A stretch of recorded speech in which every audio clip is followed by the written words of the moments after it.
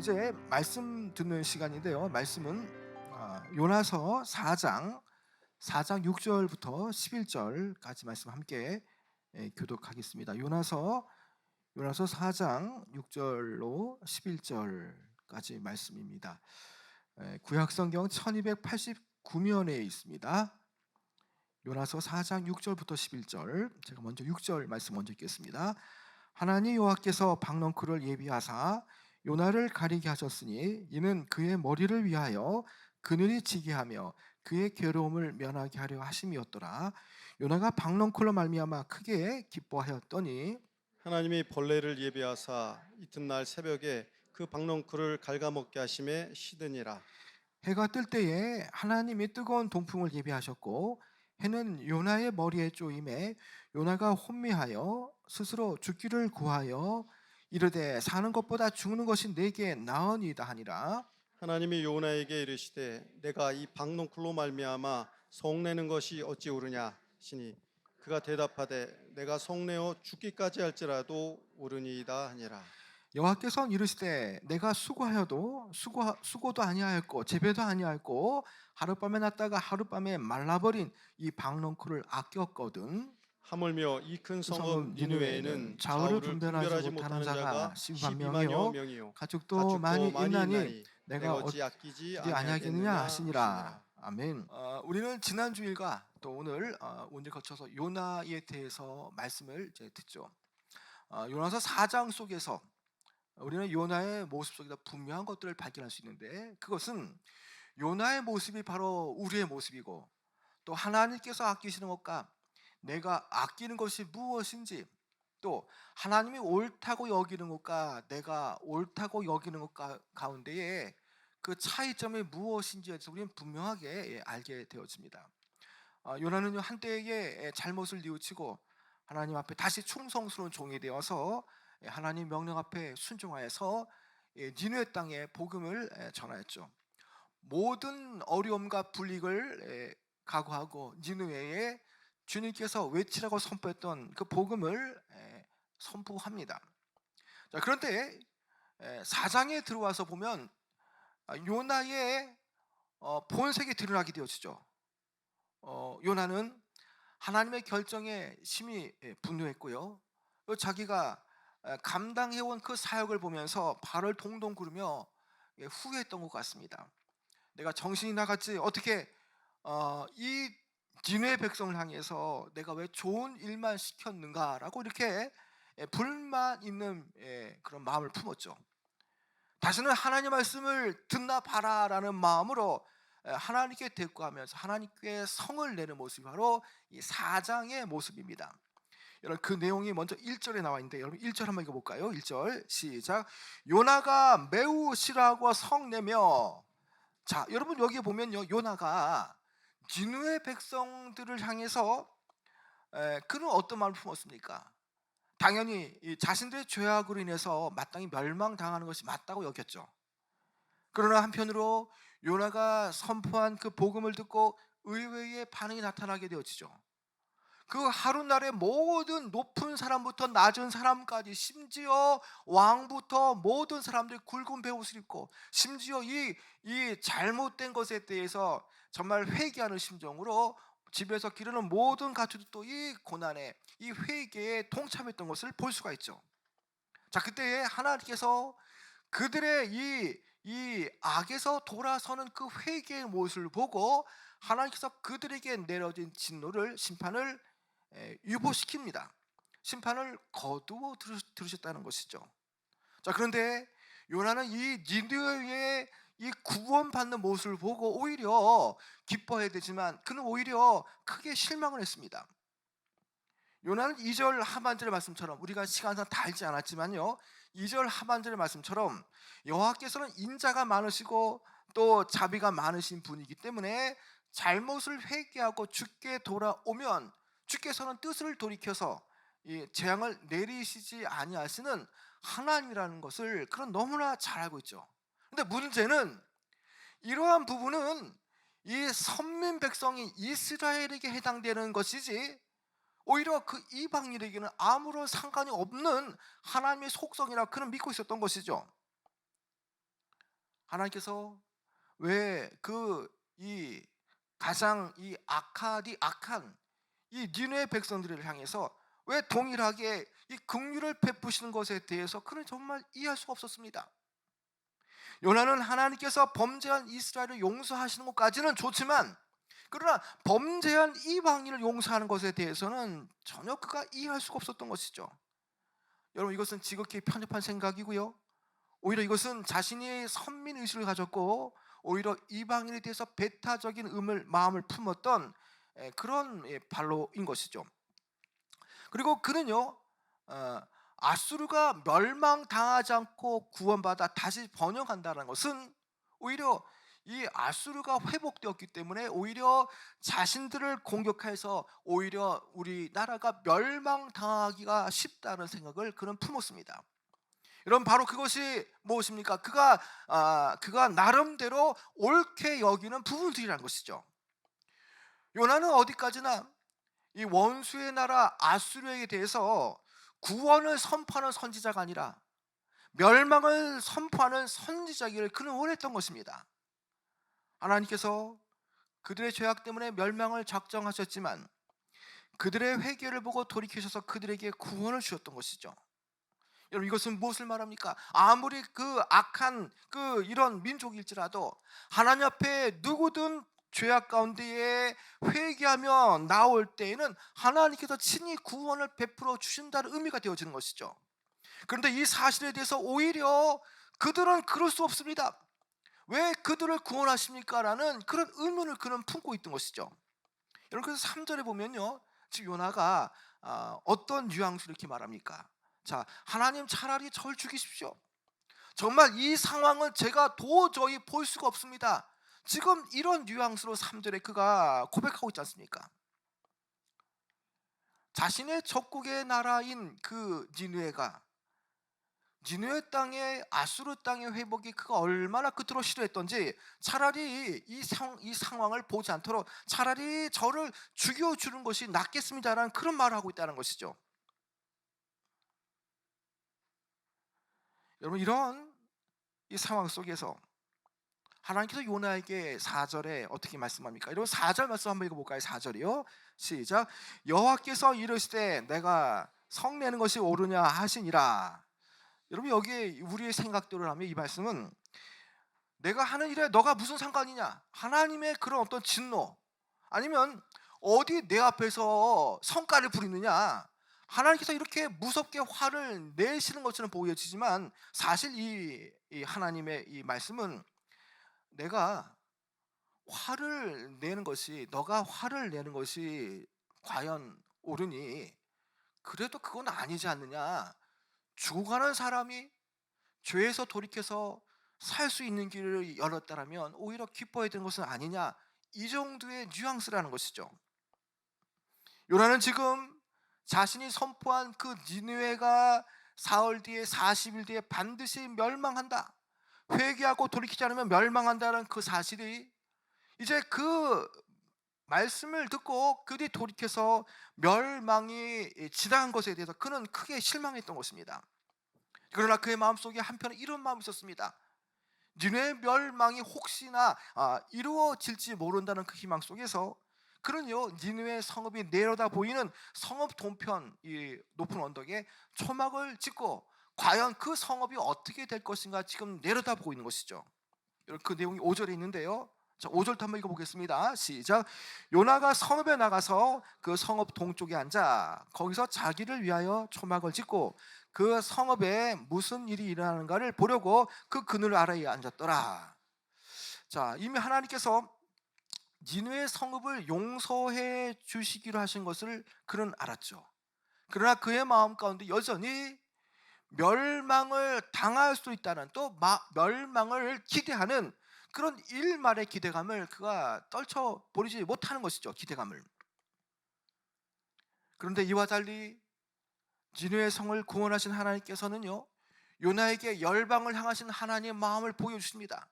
그래서 요나를 향해서 아버지 하나님 마음이 어떠한가, 이 죽어갈 자가 하나님 앞에 나와서 살 수 있는 길이 열리는 것이 과연 어떤 것인가를 하나님은 아주 그 비주얼적으로 실물 체험을 하시게 하시죠. 그것은 요나를 위해서 박넝쿨을 준비하셨습니다. 여러분, 이 박너클은요, 요나의 행동이 얼마나 무모한 일인가, 그리고 믿음 없는 행동이 과연 무엇인가를 보여주는 그런 내용이라는 것이죠. 자, 여러분 6절도 한번 읽어보겠습니다. 시작.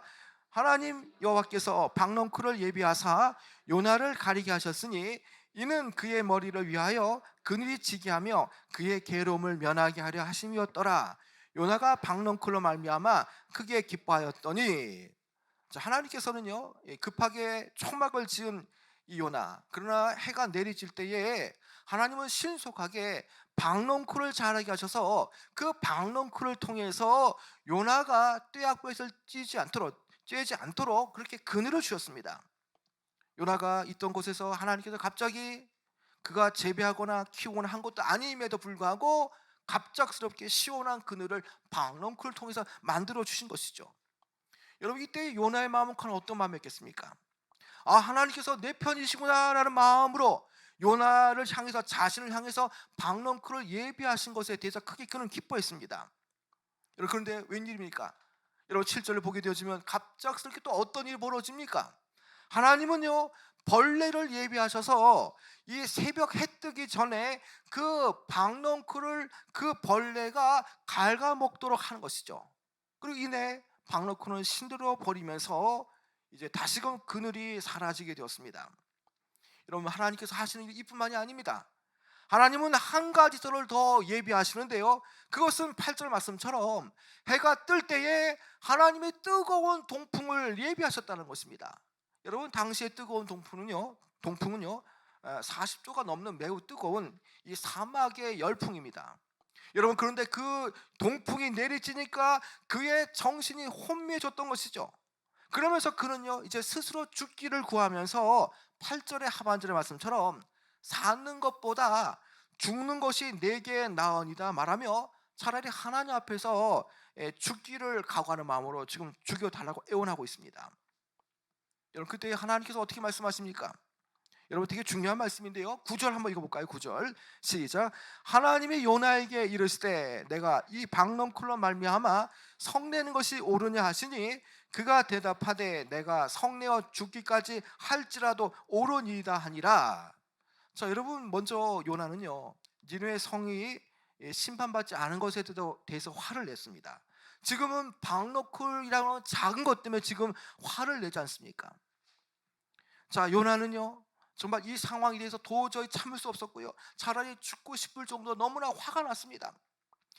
여호와 하나님은 공의 하나님이신데, 그리고 심판의 하나님이신데, 니느웨는 죄를 가장 많이 지은 가장 악독한 민족인데, 역사 속에서 사라져야 할 민족인데 왜 하나님께서 용서해 주시느냐라는 겁니다. 요나의 말투에는요, 이방인을 벌하지 않으시는 그 하나님 향한 못마땅함이 그의 말투에 서러 있다라는 것이죠. 그래서 요나는 하나님께 성을 내며 죽기까지 할 만큼 자신 행위가 옳다라고 말합니다. 여러분, 이 지점에서요, 요나가 옳다고 여기는 것과 하나님께서 옳다고 여기는 것들이 지금 충돌하고 있죠. 여러분, 우리의 인생은요, 결국 이런 문제에 다 우리는 부닥치게 되어 있습니다. 우리가 옳다고 여기는 것과 하나님께서 옳다고 말씀하시는 것 사이에 우리는 여전히 우리의 주장을 굽히지 못하는 겁니다. 여전히 나의 편견, 나의 생각들, 내가 옳게 여기는 그것들을 여전히 하나님은 아니다 아니다 말하지만, 하나님의 옳은 것을 택해라 라고 말씀하지만 우리는 여전히 모든 상황과 문제 속에서 우리는 내가 옳다고 말하면서 여전히 자신의 주장을 굽히지 않으려 하는 것이죠. 그것이 영적인 무지가 되었던 아니면 그것이 교만이 됐던 상관없이 하나님 앞에 내가 옳다고, 내가 맞다고 말하며 하나님의 뜻 앞에 우리는 그 하나님 앞에 자신의 뜻을 내려놓지 못하는 것이 바로 저와 오늘 여러분의 모습이라는 것입니다. 하나님 앞에 자신을 내려놓고 모든 것을 다 하시는 하나님 앞에 하나님의 말씀을 통해서 하나님의 옳으심과 하나님께서 귀하게 여기는 것에 대해서 우리는 듣고 따라가야 됨에도 불구하고 여전히 내 것을 내려놓지 못하는 것, 무엇보다 하나님께서 귀하게 여기는 것, 옳게 여기는 것보다 내 인생의 모든 것들은 내가 옳게 여기는 것들로 인해서 내 인생의 방향이 이렇게 흘러가게 되어지는 것이죠. 여러분, 하나님께서 요나를 니느웨에 보내신 목적이 과연 무엇이겠습니까? 니느웨 성읍의 사람들이 멸망당하는 것이 아니라 어떻게든 뜻을 돌이켜서 구원하시려는 데 있는 것이죠. 그런데 요나는 전혀 이 하나님의 뜻을 이해하지 못한다는 것입니다. 하나님의 사랑이 자신의 민족에게만 흘러가야 되고 택한 백성 이스라엘에게만 흘러가야 되는데 이방인에게도 하나님의 구원의 역사가, 사랑이 흘러가는 것이 너무나 그런 싫었던 것이죠. 그래서 니느웨의 회복이 자신의 민족에 결코 좋지 않기 때문에 그것은 옳지 않습니다. 계속 그는 강변하고 있다는 것입니다. 여러분, 이 사람은 지금 어떤 사람입니까?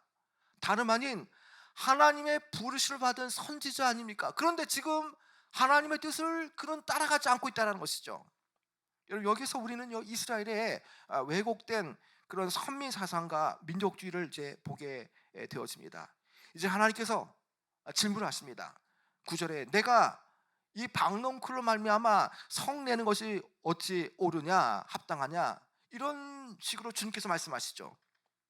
여러분, 저 요나는요 니느웨 사람의 생명에는 관심 없고요, 오히려 그늘 치다가 이 벌레가 먹어버려 박람쿨이 사라진 것 때문에 그는 죽겠다고 말하면서 오히려 하나님 앞에 투정을 부립니다. 하나님 계속적으로 수사적인 질문을 통해서 내가 추정하는 것의 허구성에 대해서 잘 생각해 보라라고 말씀하죠. 하나님은 요나에게 이렇게 말씀하시는 듯 보입니다. 너는 박농쿨을 사랑하기로 선택했지만 나는 니느웨의 좌우를 분별치 못하는 사람을 나는 선택하셨다라고 주님 말씀하시는 듯합니다. 그러면서 10절에 어떻게 말씀합니까? 여호와께서 이르시되 내가 수고도 아니하였고 재배도 아니하였고 하룻밤에 났다가 하룻밤에 말라버린 이 박농쿨을 아꼈거든. 이런 어떻습니까? 하나님이 정말 아끼는 것은요, 니느웨에 죽어가는 하나님을 알지 못하여서 좌우를 분별치 못하는 수많은 사람들입니다. 그것을 하나님은 아낍니다. 그것을 사랑하십니다. 그런데 지금 이 요나는요 오히려 하찮은 박농쿨을 아끼고 살아가고 있다는 것이죠. 자신의 그 그늘을 만들었다가 그늘을 사라지게 만들어진 그런 이 박농쿨이 사라진 것, 그것에 대해서 그는 아끼고 있다는 것입니다. 여러분, 요나는요 하나님께서 아수르 백성들을 아끼는 것에 대해서 이 불합리한 일로 그는 여겼습니다.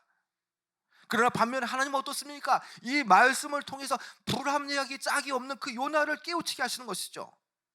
별 의미가 없는 박농쿨이 중요한 것이 아니라 여전히 죽어가는 그 니느웨 사람들이 하나님은 더 중요하다는 것이죠. 무려 그 땅에 12만 명의 분별하지 못하는 사람들이 있다라고 주님을 말씀하신다는 것이죠. 여러분, 우리가 이제 좀 말씀을 좀 맺도록 하기를 원하는데요, 여러분들은 오늘 이 말씀을 통해서 믿지 않는 사람에 대해서 여러분은 과연 어떤 생각을 평소에 품고 있습니까? 혹시 우리도 요나처럼 구원은 우리만의 전유물로 여기고 있지는 않느냐라는 겁니다.